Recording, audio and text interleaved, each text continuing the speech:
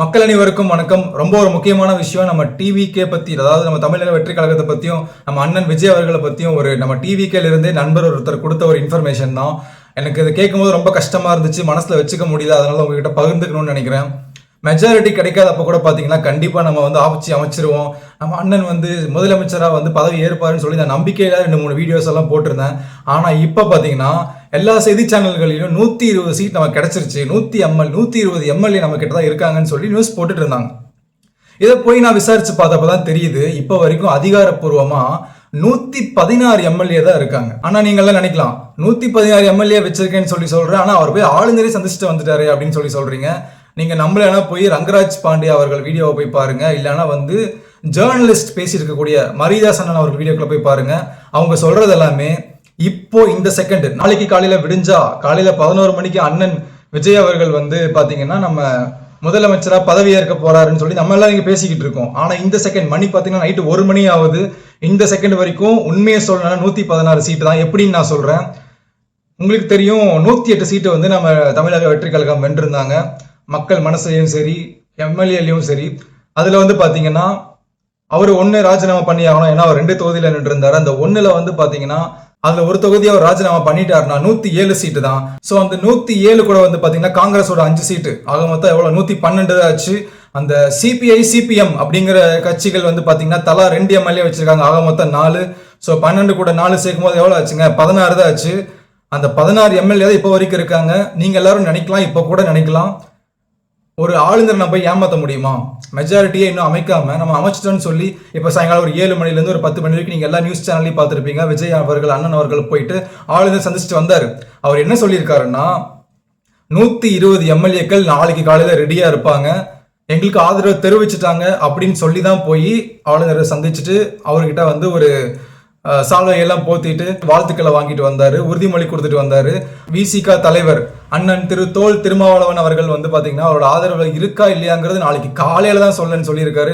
இதுக்கு பின்னாடி சில விஷயங்கள் ஓடுதுன்னு வச்சுக்கோங்களேன். அவருக்கு டெபுட்டி சிஎம் வேணும்னு சொல்லி ரெக்வஸ்ட் பண்ணியிருக்காங்கன்னு சொல்லி, அதை பத்தி நமக்கு எதுவும் வேணாம். நம்ம தெரியாத இன்ஃபர்மேஷனை பத்தி, அஃபிஷியலா வராத இன்ஃபர்மேஷன் பத்தி நான் உங்ககிட்ட சொல்ல வரல.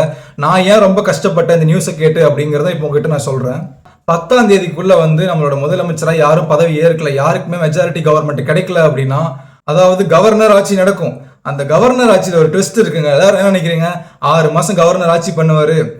கவர்னர் ஆட்சினா என்னது, டைரக்டா டெல்லி தலைமை தான் இங்க ஆட்சி பண்ணுவாங்க. அவங்க சொல்றத இங்க நடக்கும். நிறைய சட்டங்களை அவங்களால மாத்தி அமைக்க முடியும்.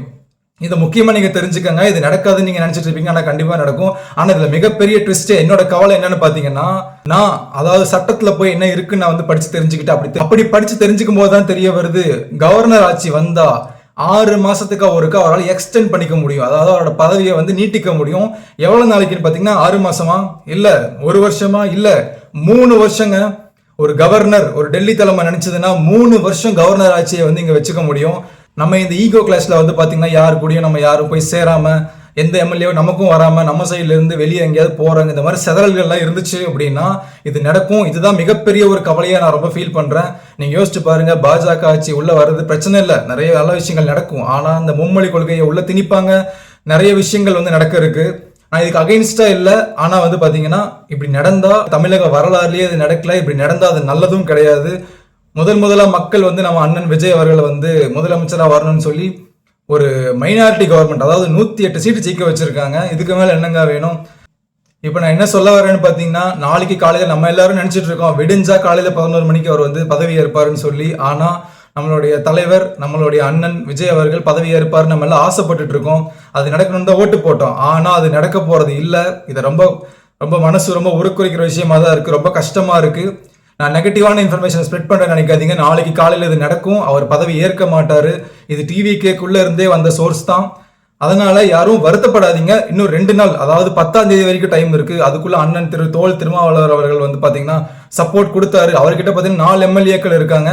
4 எம்எல்ஏக்களும் உள்ள வந்துட்டாங்கன்னா மெஜாரிட்டி தாங்க, 120 சீட் நம்ம கிட்ட வந்துருச்சு. ஆக மொத்தம் நம்மளால விஜய் அண்ணன் அவர்களால முதலமைச்சரோட, தமிழ்நாடோட முதலமைச்சர்களாக ஆக முடியும். நாளைக்கு பொறுப்பேற்றிருக்க முடியும். நாளைக்கு காலையில வெயிட் பண்ணி பார்ப்போம். ஆனா கடைசியா இன்னொரு விஷயம் சொல்றேங்க, இதுல இன்னொரு ட்விஸ்ட் ஒன்று இருக்கு. டிடிவி தினகரன் அவர்கள் பாத்தீங்கன்னா நைட், இப்போ லேட் நைட் ஒரு 9-9:30 மணி போல என்ன பண்ணியிருக்காருன்னா, போய் ஆளுநரை பார்த்து அவருடைய கட்சியில ஜெயிச்ச ஒரு எம்எல்ஏ பாத்தீங்கன்னா காணாம போயிட்டாரு. அவர் இந்த குதிரை பேரம் பேசப்பட்டு எங்க போனாருன்னே தெரியல, டிவிக்குள்ள தான் போயிருக்காருன்னு சந்தேகப்பட்டு ஒரு கம்ப்ளைண்ட் ஒன்று கவர்னர் கிட்ட கொண்டு போய் கொடுத்துட்டாருங்க. நீங்க எல்லாரும் நினைக்கலாம் 118 சீட்டு கிட்ட நம்ம கிட்ட வந்துருச்சு, இதெல்லாம் ஒரு விஷயமா மதிப்பாங்களா அப்படின்னு. கவர்னர் சொல்லியிருக்காரு, இதை நாங்க விசாரிக்கிறோம், காலையில கூட என்னன்னு பாக்குறோம், அவங்க டீம் கிட்ட இந்த இன்ஃபர்மேஷனை கொடுத்திருக்காங்க. ஏன்னா டிவி தினகரன் அவர்கள் சொன்னது வந்து பாத்தீங்கன்னா ஒரு எம்எல்ஏ வந்து காணோம், போன் எடுக்க மாட்டேங்கிறாரு, அவர் கூடயே இல்லைன்னு சொல்லதுனால இது ஒரு பெரிய சீரியஸான இஷ்யூவா போயிட்டு இருக்கு. எல்லாமே கை கட்டுற நிலைமையில வரும்போது கடைசியா பாத்தீங்கன்னா ஒரு சீட்டு கூட ஜெயிக்காம இருக்கவங்க எல்லாமே பாத்தீங்கன்னா கை கூடி வரும்போது மக்கள் ஆசைப்படுற கவர்மெண்ட்டுக்கு எதிராக வந்து பாத்தீங்கன்னா இந்த அதிமுகல இருக்க அதான் இந்த கூட்டணி சேர்ந்த டிடிவி தினகரன் ஆகட்டும், அவர் எம்எல்ஏவை காணன்னு போய் கம்ப்ளைண்ட் பண்றது எதுவுமே இது வந்து ரொம்ப யதார்த்தமா நடந்த மாதிரி தெரியல, ஏதோ பிளான்டு மாதிரி தான் இருக்கு. ஆனா நாளைக்கு அண்ணன் விஜய் அவர்கள் பதவி ஏற்க போறது இல்ல, ரொம்ப கஷ்டமா தான் இருக்கு, இதுதான் உண்மை. ஆனா இன்னும் 2 நாளைக்குள்ள அண்ணன் தோல் திருமாவளவன் அவர்கள் அவரோட ஆதரவு வந்து கொடுக்கணும்னு சொல்லி நான் ரொம்ப வேண்டுகோள் வச்சுக்கிறேன். மக்களோட சார்பாகவும் இந்த யங்ஸ்டர்ஸோட சார்பாகவும் வாய்ஸ் ஆஃப் யூத், நாங்க எவ்வளவோ யங்ஸ்டர்ஸ் வந்து இந்த எலெக்ஷன்ல ஓட்டு போட்டிருக்கோம். கண்டிப்பா நம்ம தலைவர், நம்ம தளபதி, நம்ம அண்ணன் எல்லாருக்குமான ஒரு ஃபேவரட்டான நம்ம விஜய் அவர்கள் வந்து பாத்தீங்கன்னா நாளைக்கு சிஎம் ஆகிறதுக்கு நீங்க வந்து ஆதரவு தெரிவிக்கணும்னு சொல்லி என்னோட ரெக்வஸ்ட்டை வச்சுக்கிறேன். இது நடக்குதா இல்லையான்னு பார்ப்போம். நம்பிக்கையோட இருப்போம், கான்ஃபிடென்ட்டா இருங்க மக்களே. நன்றி, வணக்கம்.